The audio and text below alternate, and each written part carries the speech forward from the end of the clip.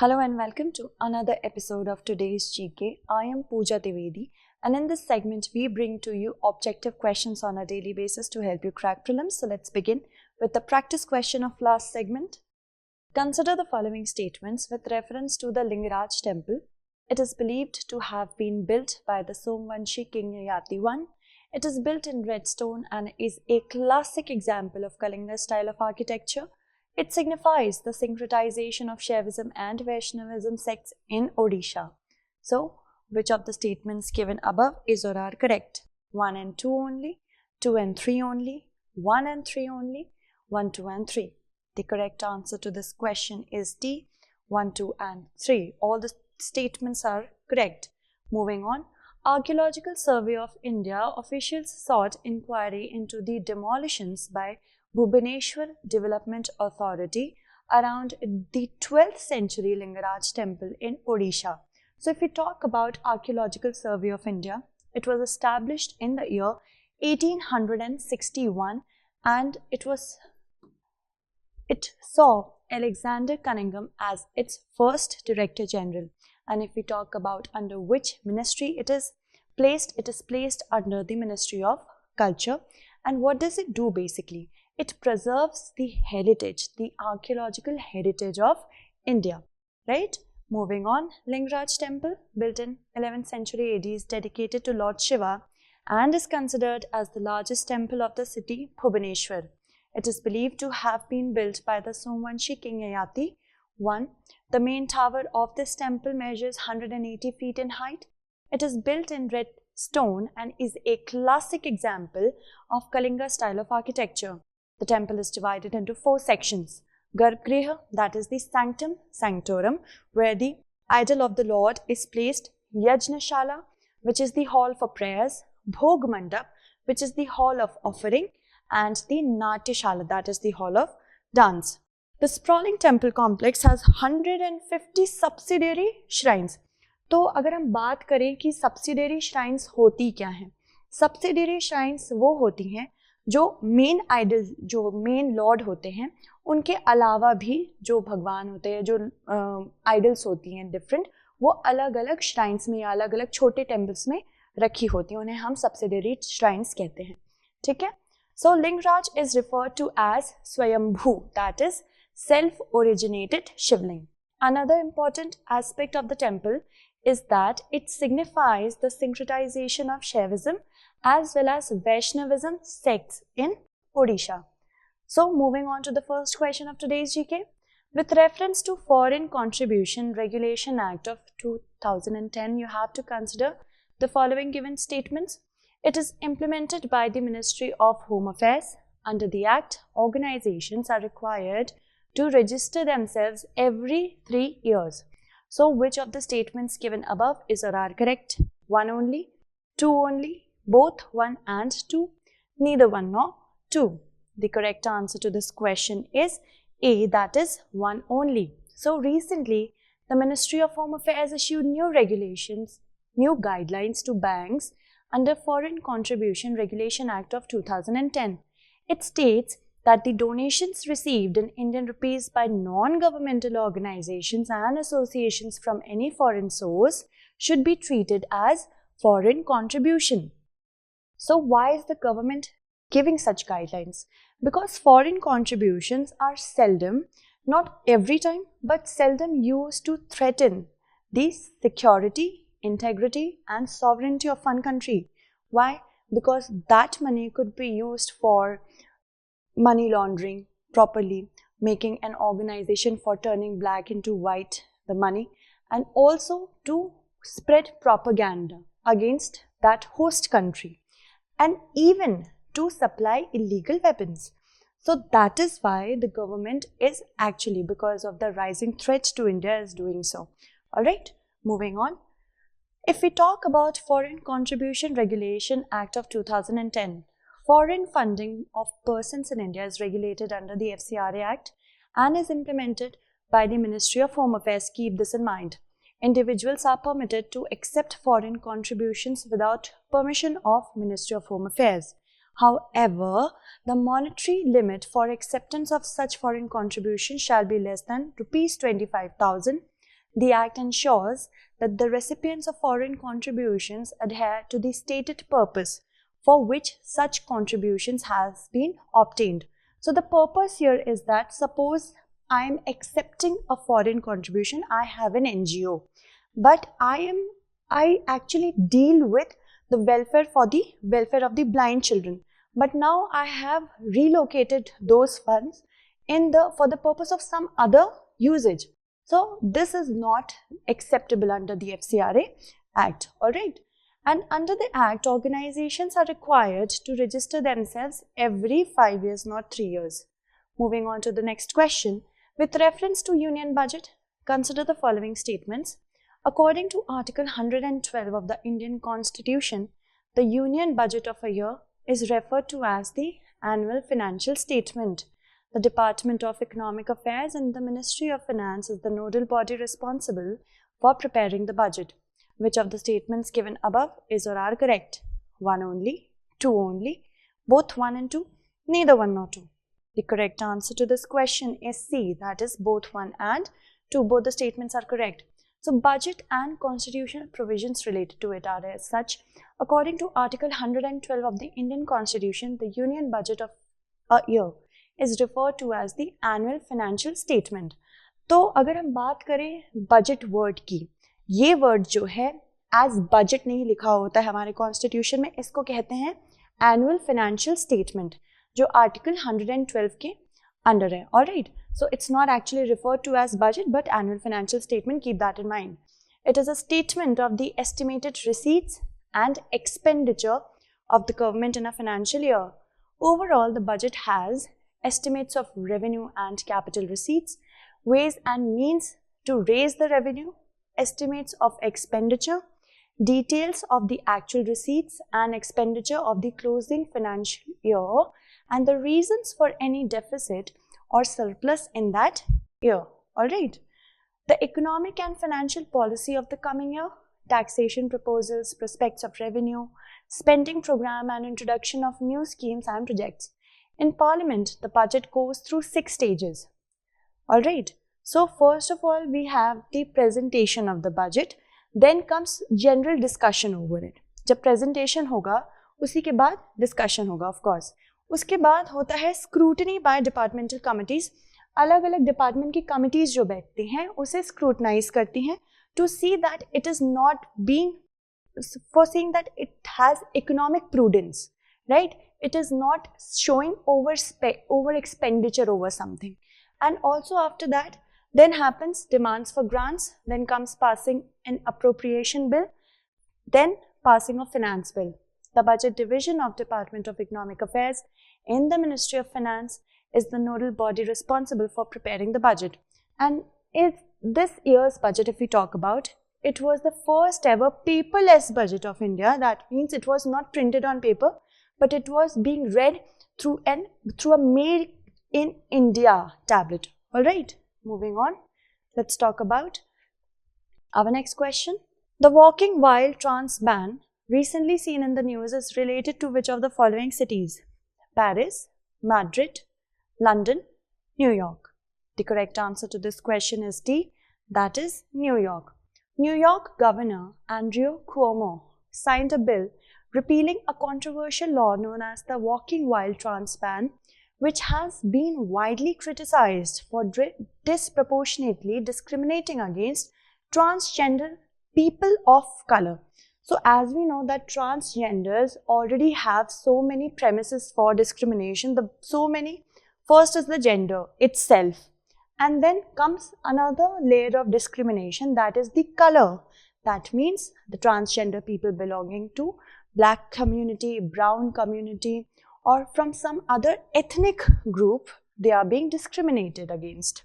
And then if we talk about walking while trans ban, it is the colloquial name for a law while was originally passed in the year 1976 with the intention of prohibiting loitering for the purpose of prostitution. So if we talk about what is colloquial, colloquial is the opposite of official. That means it is not stated in official terms but in common parlance. आम बोलचाल की भाषा में इसे कहते हैं और इसका मतलब colloquial होता है, ठीक है, और ना कि कोई official name है इसका. right? Moving on. The law is widely criticized for how notoriously vague it is. It allows New York police to arrest or apprehend someone walking on the street if they suspect that they are sex workers. Moving on to the next question, with reference to National Crime Records Bureau, consider the following statements. It was set up in 1986 to function as a repository of information on crime and criminals so as to assist the investigators in linking crime to the perpetrators. It was entrusted with the responsibility for monitoring, coordinating, and implementing the Crime and Criminal Tracking Network System project. So, which of the statements given above is or are correct? One only, two only, both one and two, neither one nor two. The correct answer to this question is C, that is both one and two. Both the statements are correct. So, the inaugural function of the second CCTNS Hackathon and Cyber Challenge 2020-21 of the National Crime Records Bureau was held in New Delhi. The second CCTNS Hackathon and Cyber Challenge is to enhance analysis and deepen understanding of police personnel. There is also a concept of humanization of police personnel. See what happens, there is a psychological benchmark that has been set in so many years of a police personnel's life, that because of coming through and coming across so many cases, they tend to get high. The benchmark tends to get high when it comes to actually being sensitive.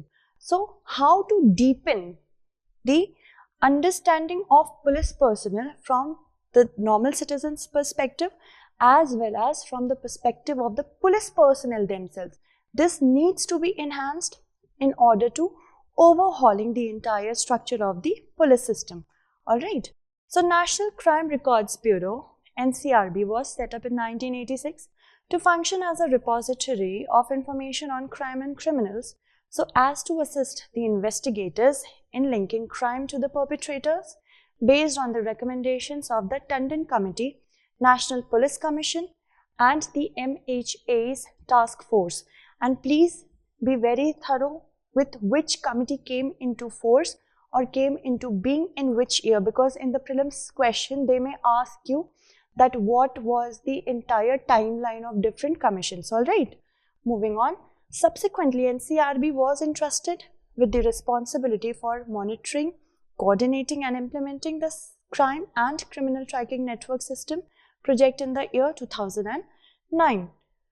CCTNS project has connected 15,000 plus police stations and 6,000 higher offices of police in the country. Moving on to the next question, the Mitra scheme related to which of the following sectors was recently seen in the news? Coal, textile, automobile, pharmaceuticals. The correct answer to this question is B, that is textile. So the government has proposed a scheme of mega investment textiles park, that is Mitra, to enable the textile industry to become globally competitive, attract large investment, boost employment generation and also exports. It will create world-class infrastructure with plug and play facilities to enable global champions in exports. Mitra will be launched in addition to the Production Linked Incentive Scheme. So if we talk about Production Linked Incentive Scheme, it is an outcome-based scheme in which cash incentives will be provided to the manufacturers for 5 to 7 years, and it focuses on the sunrise industries. Sunrise industries could be electronic industry, also could be automobile industry and such. Alright, moving on. Consider the following statements about Pradhan Mantri Matsya Sampada Yojana. It is a scheme for sustainable development of food processing industries. The scheme is operated by the Ministry of Agriculture and Farmers Welfare. So, which of the statements given above is or are correct? One only, two only, both one and two, neither one nor two. The correct answer to this question is D, that is neither one nor two. So, Pradhan Mantri Matsya Sampada Yojana is a flagship scheme for focused and sustainable development of fisheries sector in the country as a part of the Atmanirbhar Bharat Abhiyan. It is under the control of the Department of Fisheries. It aims to adopt cluster or area-based approaches and create fisheries clusters through backward and forward linkages. Focus especially on employment generation activities such as seaweed and ornamental fish cultivation, address critical gaps in fish production and productivity, quality, technology, post-harvest infrastructure and management, modernization and strengthening of the value chain traceability, establishing a robust fisheries management framework, and fishers' welfare. With reference to National Research Foundation, consider the following statements. It is an apex autonomous body to promote quality research in India. It is created to fund research in science and technology stream only. Which of the statements given above is or are correct? 1 only, 2 only, both 1 and 2, neither 1 nor 2. As you can see, A is the correct answer, that is 1 only the first statement is correct. Recently, the Ministry of Finance allocated funds for the creation of a National Research Foundation. The National Research Foundation would be autonomous body envisaged under the new education policy of 2020. It will look after funding, mentoring, and building quality of research in India. The NRF aims to fund researchers working across streams in India. In order to bring non-science disciplines of research in its ambit, NRF will fund research projects across the major disciplines: sciences, technology, social sciences and arts, and humanities. So we move on to the next question. Which of the following has recently released the Global Climate Litigation Report of 2020? Worldwide Fund for Nature, Intergovernmental Panel on Climate Change, United Nations Environment Programme, or Conservation International? The correct answer to this question is C, that is United Nations Environment Programme. Alright, so the United Nations Environment Programme has recently released the Global Climate Litigation Report 2020. If we talk about UNEP, it was established on 5th of June 1972, and it is a global unit in order to make the technologies sustainable in nature, the economic development sustainable in nature, and to conserve the environment. If we talk about different other reports, it also releases Global Environment Outlook and then Invest into a Healthy Planet, Healthy Future, beg your pardon. Published by UNEP in cooperation with the Sabin Center for Climate Change Law at New York's Columbia University, the report shows climate litigation has not only become more common but also more successful throughout the world. It states that while climate litigation continues to be concentrated in high-income countries, the report lists recent cases from Colombia, India, Pakistan, Peru, the Philippines and South Africa, and projecting the trend to grow further in the global south. Moving on to the next question. Regarding the Uday scheme, which of the following statements is or are correct? It is optional for the states to join. 75% of the DISCOMs debt is taken over by the respective state governments by issuing sovereign bonds. It envisages complete elimination of the aggregate, technical and commercial and transmission losses. So which of the statements given above is or are correct? 1 only, 1 and 2 only, 2 and 3 only, 1, 2 and 3 only. The correct answer to this question is B, that is 1 and 2 only. Moving on to the explanation.